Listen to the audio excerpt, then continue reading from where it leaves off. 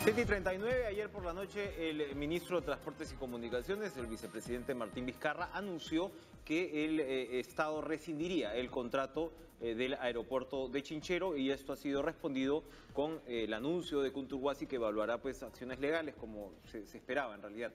Esto llega horas antes. Se supone que hoy la Contraloría General de la República presenta pues su esperado informe sobre Chinchero, que a su vez el Congreso no estaba esperando para tomar una decisión con respecto a Martín Vizcarra, si es que se entraba pues a un escenario de censura o no. Nos acompaña el congresista aprista Jorge del Castillo, a quien agradecemos su presencia. ¿Cómo está, Jorge? Gracias por estar con nosotros. Encantado. ¿Cómo observa la situación? ¿Cuáles son las consecuencias de una decisión como esta? Bueno, si va a haber una resolución de contrato, porque esa era la decisión, según dicen, desde el viernes. Ideal hubiera sido que hablaran con la empresa y llegar a un acuerdo de esa naturaleza, ¿no? Pero si ya se trata de una resolución unilateral, o sea, porque el Estado lo decidió, los riesgos de afrontar una demanda judicial son altos. Es más, ya han dicho en un comunicado de la empresa que están evaluando las consecuencias legales del tema.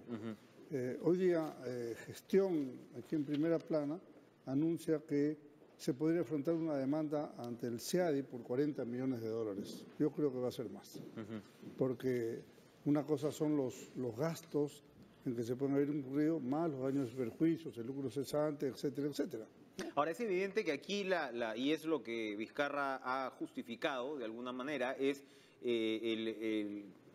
la presión política sobre el caso ha jugado pues un papel al parecer determinante, ¿no? Independientemente de lo que vayan a ser estas consecuencias que usted describe. El Congreso había interpelado a Vizcarra, estaba esperando el informe de Contraloría, ¿no?, al respecto, y había posibilidades de que él sea censurado. ¿Era así? Bueno, entonces... ¿En qué se iba a quedar? Porque, claro, los congresistas de oposición de un lado dicen... tiene que ir Chinchero, pero de otro lado no decían, pero no, hay que levantar este contrato, o este contrato es lesivo para el Estado. Ahora, bueno, entramos sin duda a un escenario, porque en realidad lo que ha dicho Vizcarra es que no se ha logrado el consenso político, ¿no? Y claro, tenías el papel de la Contraloría ahí. Pero hay un contrato, ¿no es cierto? Y los contratos se deben cumplir, se tienen que respetar, tú los puedes modificar, como creo que estaba todo el ambiente para modificarlo, que hubiera sido la solución ideal, a mi juicio. Bueno, ahora yo lo que veo es que el doctor Kuczynski olvídese de inaugurar Chincheros, ¿no? Y posiblemente ni de empezarlo, ¿no? Claro, porque estamos hablando de una coyuntura en la cual mínimo 3 o 4 años más para volver, ¿no? Porque ahora van a tener que hacer un concurso para hacer el proyecto. El concurso puede demorar por 6 meses y hacer el proyecto un año más. Te puede echar de 1 año y medio a 2 años para tener el proyecto, o sea, los planos. De ahí la licitación para hacer la obra, 1 año más, ya van 3. Y la obra demora, yo qué sé, pues 5 años, ¿no? Entonces, en 10 años, con poco suerte, podemos tener Chinchero. ¿Lo iban a censurar a Vizcarra? Yo creo que no, yo creo que no. ¿Cuál hubiera sido, cómo se hubiera transado una salida? ¿Qué modificaciones al contrato por ejemplo, eran las posibles? Es que no solamente pues, es la parte financiera, ¿no? En mi discurso en el Congreso yo sostuve la siguiente tesis. Faltan 45 días para empezar a renegociarlo, ¿no? Así es. O sea, por ley, recién a partir de 45 días el tema financiero. 4 de julio. O sea, por ahora se puede financiar y después del 4 todos los temas. Entonces mejor negociemos todos los temas. Bueno, tema financiero, plazo del contrato se podía reducir en tanto, mantenimiento, obras adicionales, complementarias, tecnología, radioayudas, espigones, mangas de podías hacer una modificación vías integral de acceso al aeropuerto. O sea, se hubiera podido hacer una solución estupenda y empezar la obra este año. Pero, bueno, se ha optado por una solución que a mí particularmente no me gusta. Se ha hablado, además de la reunión que tuvo el ministro Vizcarra con el contralor Edgar Alarcón, que está por presentar hoy. ¿Qué se sabe de esta reunión? Nos imaginamos que esta reunión debe haber sido complicada, en el sentido que esto viene después de ese encuentro. Los medios dan cuenta que había una reunión el día viernes, ¿no? Con presencia del ministro Vizcarra, el ministro Torne, el contralor y algunos funcionarios. debe haber sido muy tensa, porque si de ahí sale esta decisión de cortar el tema, es porque no se han puesto de acuerdo en algunos puntos. Entonces el Contralor termina siendo el decisor final de las cosas. ¿Qué papel ha jugado la Contraloría finalmente? ¿Cómo evalúa el papel de la Contraloría con el tema Chicha? Mira, lo lesivo es el contrato inicial. Y entiendo yo que la Contraloría hizo algunas observaciones precisamente al tema financiero, ¿no? Pero quizás ya el cambio de gobierno, en fin, no permitió apretar más las cosas. En el Congreso mucha gente se ha quejado, pero ¿y los congresistas anteriores del Cusco dónde estaban? Por ejemplo, que aceptaron, entre ellos Verónica Mendoza, que era la que encabezaba la lista del Partido Nacionalista por el Cusco. No se conoce una opinión clara de ella. Seguramente ahora llegará a decir que sea obra pública, pero en ese momento no dijo nada y aceptó la asociación pública-privada. Entonces, yo creo que no hubiera habido censura, ¿no? Que posiblemente hubiera habido más presión para renegociar con más intensidad y quizás, por ejemplo, reducir el plazo, cosa que hubiera podido ser satisfactoria. Y lo importante era tener la obra. Ahora, ¿cuál es el riesgo? Que en el Cusco empiezan a reclamar de manera exacerbada un tema que ellos lo ven como un derecho hace muchos años. Claro. Y que están o sea, la misma historia del gas de Camisea. 20 años parado para después hacer un contrato en peores condiciones que los que se habían Y con esta suerte pues de 80. sacralización de ciertos sectores políticos de lo que es la obra pública, ¿no? Ya sabemos, en las obras públicas puede haber corrupción, en las obras públicas puede, no es ninguna panacea.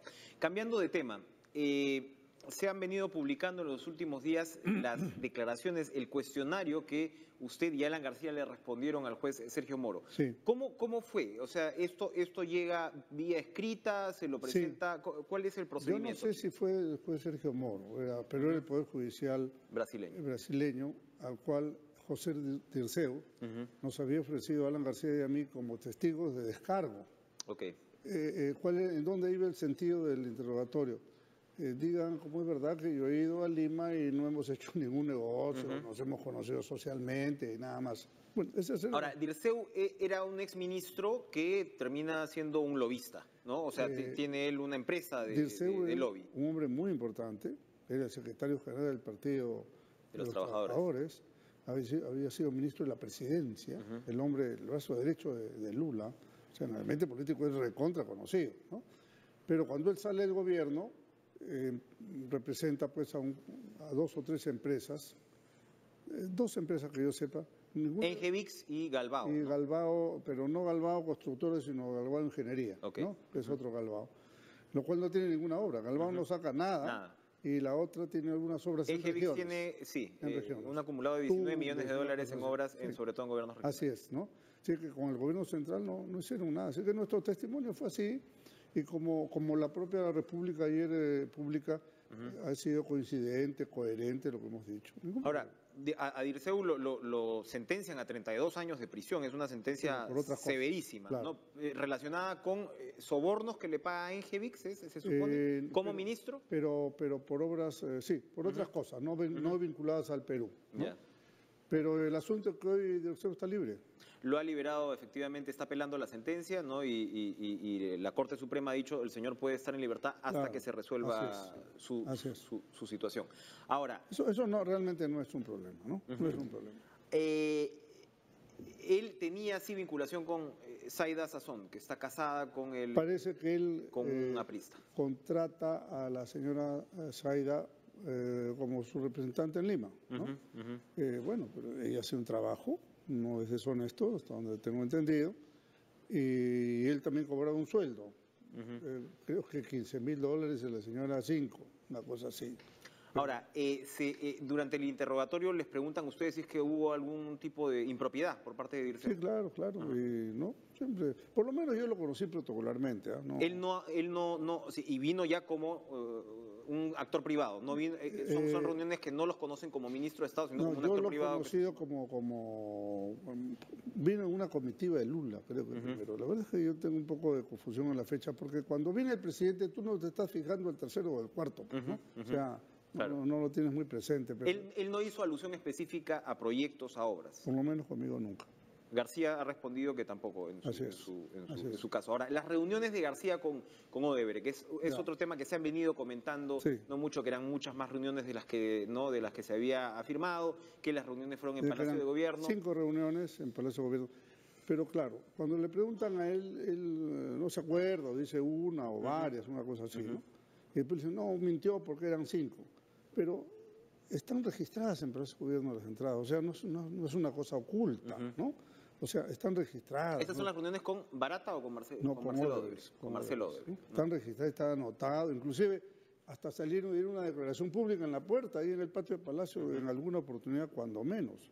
Así que todas esas visitas han sido a vista y paciencia de todo el mundo. ¿Ustedes saben si es que Marcelo Odebrecht en alguno de sus interrogatorios ha respondido puntualmente sobre si AG, a qué se refería Creo que nadie le ha en preguntado. su agenda, ¿no? ¿no? telefónica? Hubiera sido una buena oportunidad que le pregunten los preguntones que estaban ahí, no me refiero a los fiscales, sino a los abogados, porque ellos lo que quisieron hacer fue orientar el interrogatorio contra el APRA, ¿no? Contra Alan García, contra Mercedes Arauz, en fin, impropiamente, ¿no? Porque lo que ellos quieren decir... ¿Se refiere a Wilfredo Pedraza? Era abogado, el abogado presente. Pedraza y otro doctor, no recuerdo cómo apellida. Entonces... Ambos abogados de uno de Ollantumala Nadine y otro de Ollantumala. de Nadine Heredia. Entonces, ellos a dónde quieren, cuál es su hipótesis de defensa, ¿no? Y lo ha dicho Humala hace 2 días cuando dio al Congreso. Si es que se aceptara el aporte de los 3 millones, eso es, para campaña no está vinculado a ninguna obra. Entonces lo que quieren decir es que hay otros que también recibieron para campaña, por tanto, todos los que hemos recibido para campaña no tenemos nada que ver. ¿No? Entonces, hacia ahí quieren empujar, pero bueno, ya quedó demostrado con el desmentido de la propia Fiscalía. Exacto, la Fiscalía emite un comunicado donde dice, ¿no?, que hay versiones de prensa que faltan a la verdad. Gustavo Gorriti es el que había mencionado el trascendido al que estamos refiriendo, que alguien lo tiene que haber filtrado. Bueno, los abogados. ¿Qué sabemos? ¿Qué sabemos de lo que sí se dijo en el interrogatorio? En esa reunión hay 5 personas, de las cuales 3 personas eran de la Fiscalía, que ha sacado un comunicado diciendo que eso no es verdad. Por tanto, quedan las otras 2. ¿Quiénes son? El abogado de Humala, el abogado de Nadine Heredia. ¿Quién más puede haber contado estas cosas? Pero estarían mintiendo, según esto. Pero por supuesto. Porque es decir, cualquier periodista quiere la filtración de lo que se dijo en esta... Sí, eso es natural. Pero ellos no son, pues, el señor Gorriti no es el único que tiene sus fuentes. Por ejemplo, César Romero de la República, Graciela Villasís del Comercio, la gente de Correo.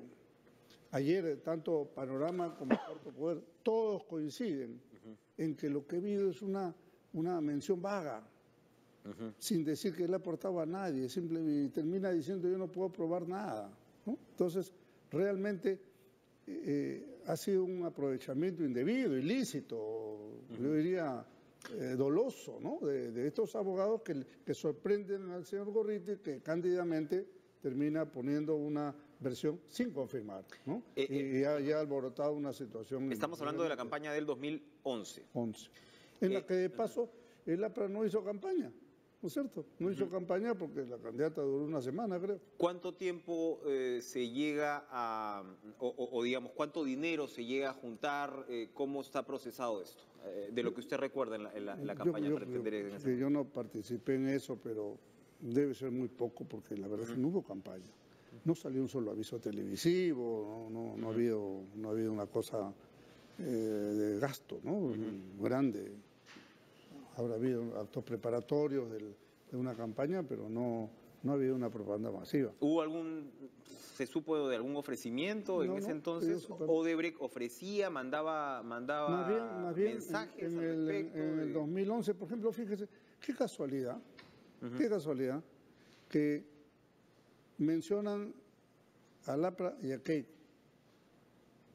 y estos no mencionan a Humala, que ya está confirmado los 3, ni a Toledo, que era el candidato de Odebrecht, porque venía de arreglarle todo el gobierno con él, pero por supuesto... No, había recibido 20 millones de dólares según esta versión. Y le debían 15, ¿sí? Que según él. ¿No? Entonces, ahora, Yo en una entrevista que escuché al señor Gurriti dijo una frase... No, y con muchas perspectivas que tenía Toledo en ese momento, además, ¿no? O sea, estaba a punto de pasar a la segunda arriba en vuelta. las encuestas Así en es. ese momento, ¿no es cierto? Y Mercedes Arauz creo que estaba en 2.5, una cosa así, es que es bien difícil. En todo caso, me llamó la atención una frase de Gustavo Gurriti diciendo, Barata es un mentiroso serial. ¿Qué significa esto? ¿Cuál es qué hay atrás de esa frase? O sea, quiere decir que lo que dice Barata no es cierto, eso es lo que está diciendo. Entonces, ¿y a quién ha sindicado Barata? A Humala y a Toledo. Claro. Lo de Toledo está aprobado, lo de Humala está sindicado. Ahora, pero ojo que sí, semiprobado en el sentido que si se comprueba que la plata salió del Departamento de Operaciones Estructuradas, los Humala y Heredia van a estar en graves problemas, ¿no? O sea, ya. el hecho que no haya una transferencia bancaria, pero sí una comprobación del Departamento de Contabilidad Paralela de Odebrecht, bueno, pues tampoco tan fácil no la van a Eso por tener. un lado, y el gasto de campaña por otro lado. Así es. Porque si hay un gasto de campaña X a la 10ª potencia, ¿cómo hacemos cuál es la fuente para eso? Pero no es el único tema, también está lo de OA que se viene, ¿no? Que tiene que ver tanto con el gobierno nacional como con la municipalidad de Lima. El municipio.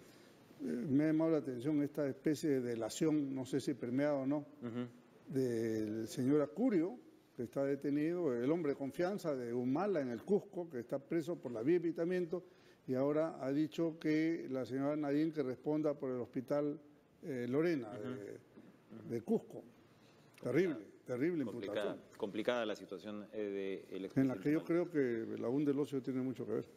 Bien, Jorge del Castillo, muchas gracias por estar con nosotros. 7:56, vamos a ir a una pausa y regresamos con mucho más en TV Perú Noticias. No se vayan.